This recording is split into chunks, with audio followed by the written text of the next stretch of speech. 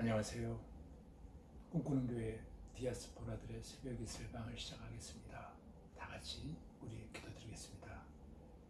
오늘도 살아계셔서 우리의 길과 진리와 생명이 되시는 전능하신 아버지 하나님, 하루를 시작하면서 오늘도 하나님의 말씀과 더불어 기도하며 하루를 출발하기를 원하오니, 하나님 오늘도 우리 인생에 개입하시고 우리의 삶을 다스려 주심으로 말미암아 오늘도 주 안에서 계획하고 준비하며 행하기를 원하는 모든 일들이 다 형통하여져가는 은혜의 한 날 되게 하시고 찬송과 감사가 넘쳐나는 은혜의 한 날 되어질 줄로 믿사오며 예수님 이름으로 기도하옵나이다. 아멘. 오늘 아침 우리에게 주신 하나님 말씀은 창세기 12장 10절로 20절 말씀을 제가 읽어드리겠습니다. 그 땅에 기근이 들었으므로 아브라함이 애굽에 거류하려고 그리로 내려갔으니 이는 그 땅에 기근이 심하였습니다. 그가 애굽에 가까이 이르렀을 때에 그의 아내 사레에게 말하되 내가 알기에 그대는 아리따운 여인이라 애굽 사람이 그대를 볼 때에 이르기를 이는 그의 아내라 하여 나는 죽이고 그대는 살리리니 원하건대 그대는 나의 누이라 하라. 그러면 내가 그대로 말미암아 안전하고 내 목숨이 그대로 말미암아 보존되리라 하니라. 아브라함이 애굽에 이르렀을 때에 애굽 사람들이 그 여인의 심히 아름다움을 보았고 바로의 고관들도 그를 보고 바로 앞에서 칭찬함으로 그 여인을 바로의 공으로 이끌어 들인지라. 이에 바로가 그로 말미암아 아브라함을 후대함으로 아브라함이 양과 소와 노비와 암수 나귀와 낙타를 얻었더라. 여호와께서 아브라함의 아내 사레의 일로 바로와 그 집에 큰 재앙을 내리신지라. 바로가 아브라함을 불러서 이르되 내가 어찌하여 나에게 이렇게 행하였느냐? 내가 어찌하여 그를 내 아내라고 내게 말하지 아니하였느냐? 내가 어찌 그를 누이라 하여 내가 그를 데려다가 아내를 삼게 하였느냐? 내 아내가 여기 있으니 이제 데려가라 하고 바로가 사람들에게 그의 일을 명하매 그들이 그와 함께 그의 아내와 그의 모든 소유를 보내었더라. 아멘. 저는 오늘 이 읽어드린 이 말씀을 통해서 믿음이 기근을 만나다라는 제목으로 함께 은혜를 나누려고 합니다. 아브라함은 하나님의 부르심에 믿음으로 응답했습니다. 평생 살아오던 고향과 일가와 친지를 떠나서 하나님께서 보여주시는 알지 못하는 미디의 땅으로 그는 가게 됩니다.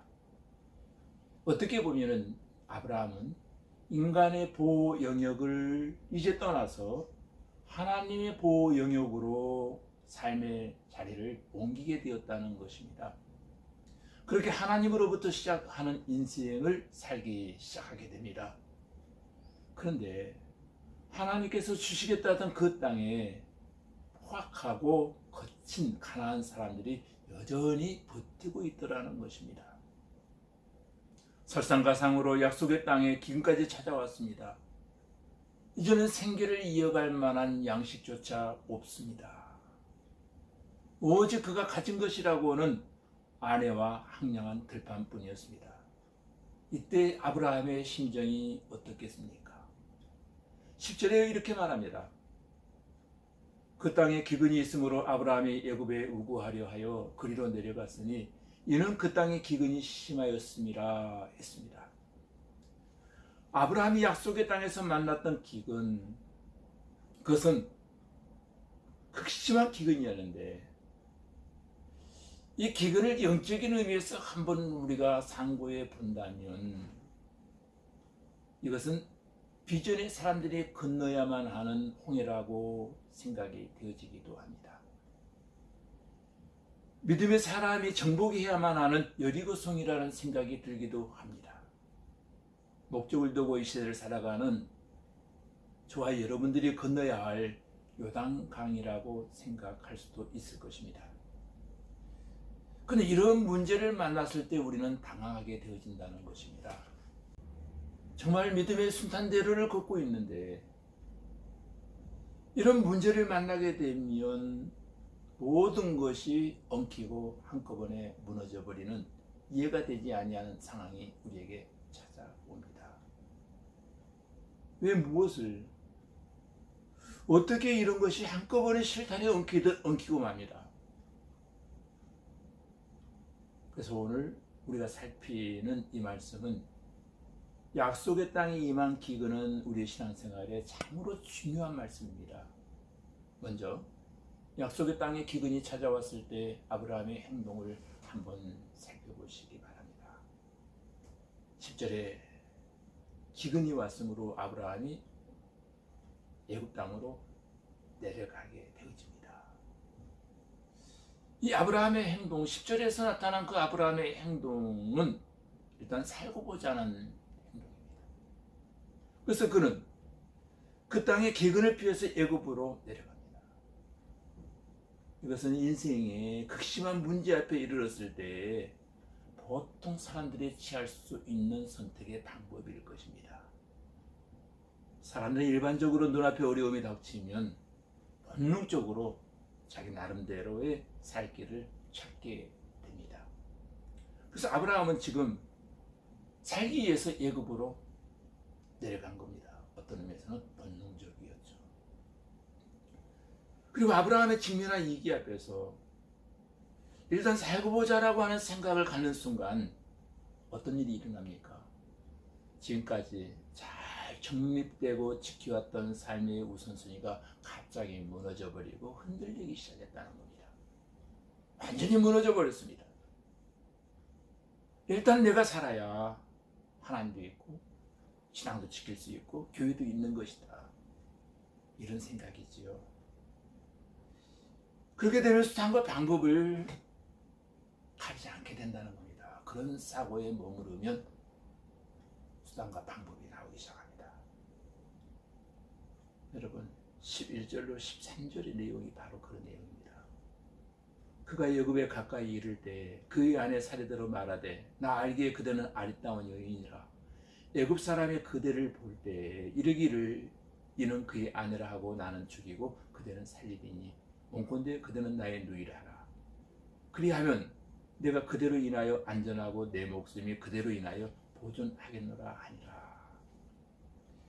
여러분이 말씀의 뜻이 무슨 뜻입니까? 무슨 의미가 있습니까? 아내를 누이라고 속여서라도 일단 살고 보자는 심리입니다. 근데 누이라고 하면 어떻게 되는 것입니까? 자신은 살지 모르지만 살해는 애굽 사람에게 붙잡혀 가게 되는 것입니다. 그럼에도 불구하고 자신은 살아야 되겠다는 겁니다. 그래서 아내의 치맛자락을 잡고 애걸을 합니다.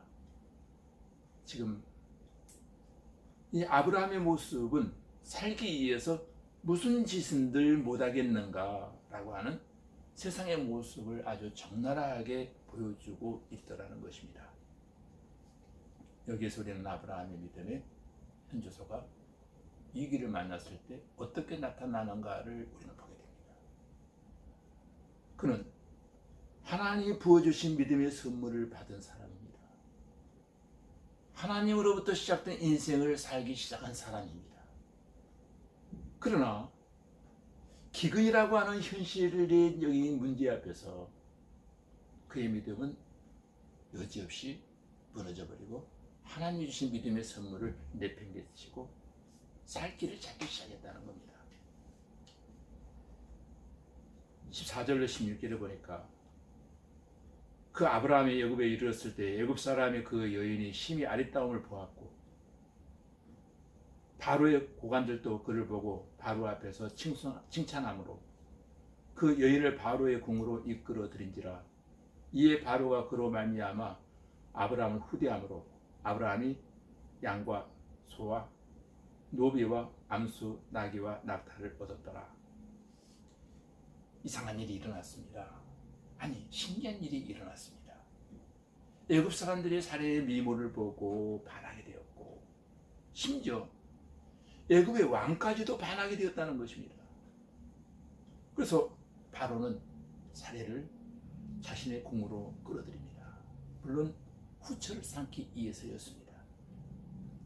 그것은 아브라함에게 하사한 여러 가지 물품을 보면 알 수 있습니다. 그런데 중요한 것은 아브라함이 자신의 아내 살해를 누이 동생이라고 속였다는 겁니다. 그래서 그는 모라비 입장에서 지참금을 바로로부터 받았다는 겁니다. 자, 그런데 이 일을 우리는 어떻게 이해할까요? 사례가 아무리 뛰어난 미모를 가지고 있었다고 하더라도 중요한 것은 한갑을 훨씬 넘은 나이였다는 겁니다. 그와 같은 한 여인으로 인해서 애굽의 온 나라가 지금 난리 법석이 일어나고 있습니다. 이런 상황은 우리의 상식으로는 도무지 납득이 안 가는 상황입니다. 정말 이런 일이 일어났다면 그 일이야말로 저는 기적이라고 생각을 합니다. 맞습니다. 지금 살해 때문에 애굽 땅에 기적이 일어났습니다. 중요한 것은 그 기적을 누가 일으켰나요? 물론 하나님이 일으키셨습니다. 그것이 바로 성경이 이야기하려고 하는 내용입니다. 사실 그런 일은 하나님에게 일이라고 할 수가 없습니다. 하나님은 천사들을 해코지 하려던 소돔 사람들의 눈을 어둡게 만드신 사건이 있잖아요. 엘리사가 하나님께 기도하니까 산의 눈이 열려서 불말과 불병거가 산에 가득한 것을 보게 되는 일도 일어났습니다. 아람 군사들의 눈을 하나님께서 어둡게도 만드십니다. 중요한 것은 눈을 뜨게 하시는 분도 하나님이요 눈을 멀게 하시는 분도 하나님이시다는 겁니다. 애굽 사람들의 눈에는 사례가 너무 아름답고 예쁜 거예요. 사례의 미모에 눈물게 만드신 것도 하나님에게는 식은 죽 먹기였다는 겁니다. 그러나서 하나님은 바로의 집에 재앙을 내리십니다.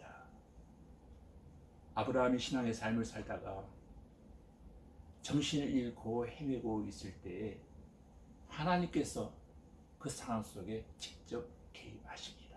왜냐고요? 아브라함의 지혜와 힘으로서는 해결할 수 없는 문제에 봉착한 거거든요. 아브라함 혼자 힘으로는 도저히 그 문제를 풀 수가 없어요.